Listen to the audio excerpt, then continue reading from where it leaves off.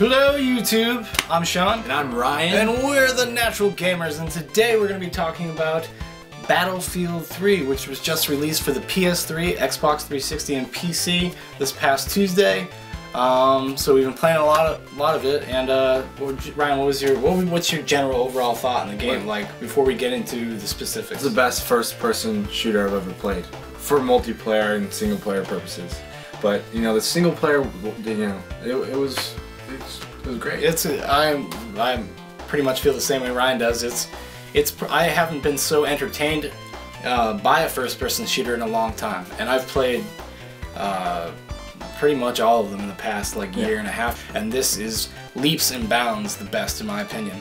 Across all the platforms, this game looks beautiful. It's really surprising actually. I wasn't expecting it to look that good on the console. Yeah, because of the beta and what we all got from the beta, which does it no justice. Doesn't no justice in pretty much every single capacity. Yeah. The movement. Yeah. The physics, how the guns handle movement, you know, hit detection, all that, any problems that anybody had, major glitch issues, you know, any problems anybody had with the beta, it would be unfair to judge this game based on that beta, because they fixed every single thing you could possibly have complained about on the beta. So the single player, like we were saying, it's actually incredibly exciting. It's entertaining. I thought it was super entertaining. It's almost like a movie. The flow of it's really movie-like. It's very fast-paced. It's short. It's about 6 to 7 hours. The storyline is just your stock. You've seen it a million times already. Stereotypical war crap. Terrorists, WMDs, nuclear war going on. You gotta try to stop it. You don't know what's going on, trying to fit these clues together. It does do some cooler things with the narrative, although shifting of perspectives from each character, and you learn a little bit more about, just more fleshes the story out a little bit, and you get to see it from multiple points of view, which is entertaining. And that's also another part of it, because when you switch perspectives, a lot of times you are kind of engaged in a different kind of gameplay mechanic. Yeah, they introduced the vehicles in the single player. Not all of them, but the big ones, like the tank and the jet, which I think is awesome. Yeah. But extremely hard to fly, because you don't honestly you don't fly it in the single player, but you do fly it in multiplayer, and it is hard. It is. It's really difficult. It's difficult. It's something that's going to take some getting used to, but I have a feeling it's going to be super rewarding. Because I can already tell, game's only been out for a couple days and people are already getting the hang of it and doing fucking bomb runs and stuff like that. Barrel rolls in the fucking sky. It's awesome. We've got to watch some dogfights in the end and stuff. It's pretty awesome. The single player experience, it just constantly changes. It's constantly giving you something new. You never get bored. You're never bored. Nothing ever overstays its welcome. It gives you a little taste of everything, and then it kind of, gets further developed in the multiplayer. Yeah. And if you bought this game because of multiplayer, dude, don't just try single player. Just try it out. It will entertain you. Yeah. It's I mean, because I'm myself am more of just I only kind of play the multiplayer on first-person shooters. I don't really give a shit about the single player. I'd say 90% of the time. 90% of the time, I don't care. It's gonna be the short kind of experience, and now I'm kind of thinking maybe I was wrong, because I had actually a lot of fun playing it. So the multiplayer, yes, I can't say enough about it. I am having so much fucking fun. This is really addicting. It's the best. It's the best. It's the best of the best. This is awesome. I think for me it is. It's the best one I've played. The most satisfying, the most fun. So much shit to do. There's just so many different ways you can go at it. All the different kind of gameplay types. There's rush, there's conquest, and there's team deathmatch. And then they have the squad. And while there's not a ton of maps, but you get to approach the maps in different ways depending on the game type you're playing. So it never gets stale, it never gets boring at all. It's fantastic. There's always something else going on around you, and it's really exciting. You get into those intense situations in this game. It's and you're out in the middle of open. What are you gonna do, right? Yeah. And you just get, and it's just. Oh, there's nothing more awesome than you're sitting there waiting on an objective, waiting for people to come and try to blow it up or whatever, and then a fucking tank comes to the wall. Exactly. I mean, shit like that. No other game is really, especially in a multiplayer situation, has done that. Because it's not a scripted event or anything like that. These are just players blowing holes in walls. You think you're safe behind the wall, and the next thing you know, there's a fucking huge somebody blows it up. Somebody blows it up behind you. You get hurt. I get disoriented. The screen is just weird when you get hurt, and I'm just oh my god. Yeah, it turns the soft focus, fuzzy, kind of a little overexposed, and it's awesome. Oh, it's so awesome. I can't wait to get finished this video so I can actually play some more. The upgrade system, as far as it goes, like how you progress in the game, it's based on a weapon by weapon basis. So the more you use a particular weapon, the better kind of attachments and things like that you get for it. There isn't so much perks in this game, which I actually like. Well, you have like specialization perks, just like sprint and like flak and stuff like that. Stuff like that, but it's not to the extent that other game series take them. You have certain weapons for certain classes, and that's another thing that's awesome. Like when you're in a squad, if you get in a good squad that is actually kind of each person is playing a different type. Yeah.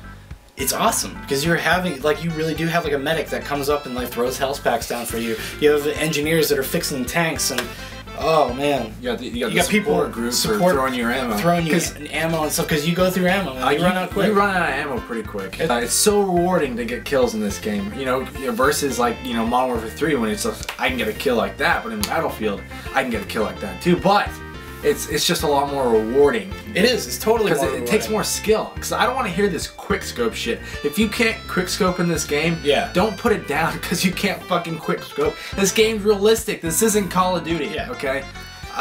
God, go play Call of Duty and stop fucking chatting over chatter or fucking leaving comments on people's reviews and stuff like, oh, I couldn't quit scope, so I quit.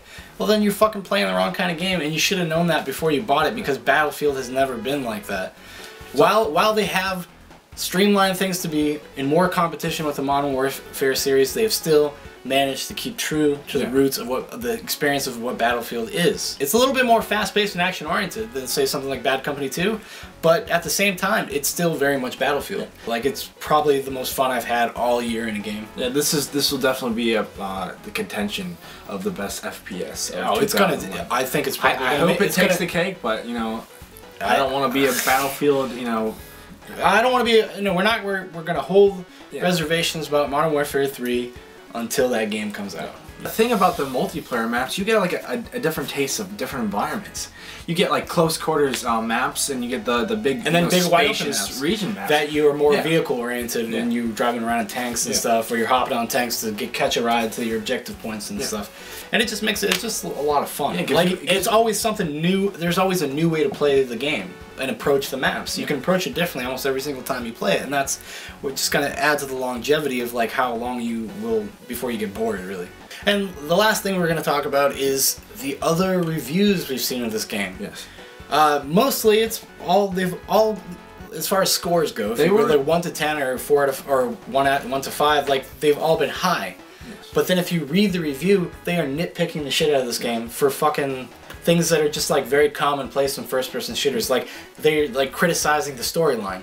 Like fucking find me another first-person shooter that has like a better storyline, you know, as far as this type of game is. Like, give me a break. Like, seriously. Like, what were you expecting? How can you say a storyline is too serious? Yeah.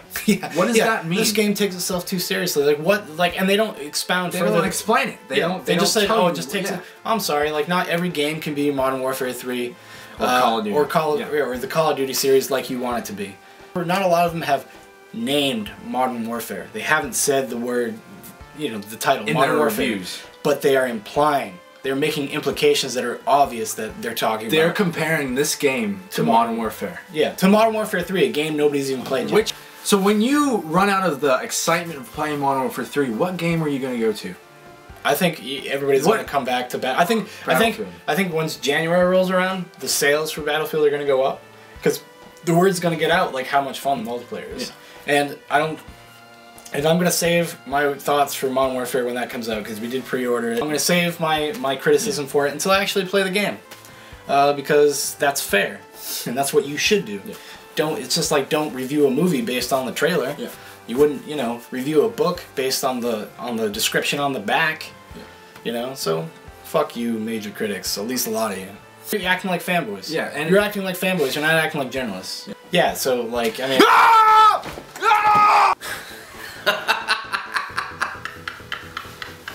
Call me MI, the mysterious interrupter.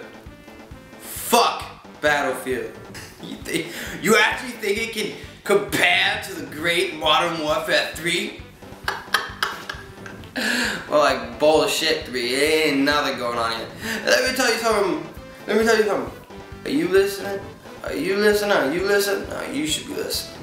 Modern Warfare 3 is just the best damn game ever made. God, man. That guy's Sean, right? You know? Listen, man, I'm pretty sure his name's not, like, whatever. You know, just whatever. Anyways, that's gonna about do it for us. I'm Sean. And I am Ryan. And we're the Natural Gamers. And we will see you next time. We have something to talk about. I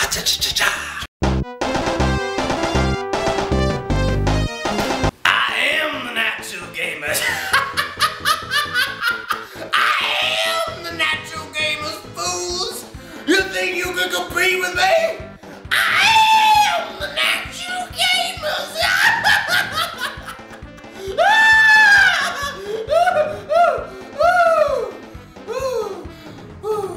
I am the Natural Gamers, bitch.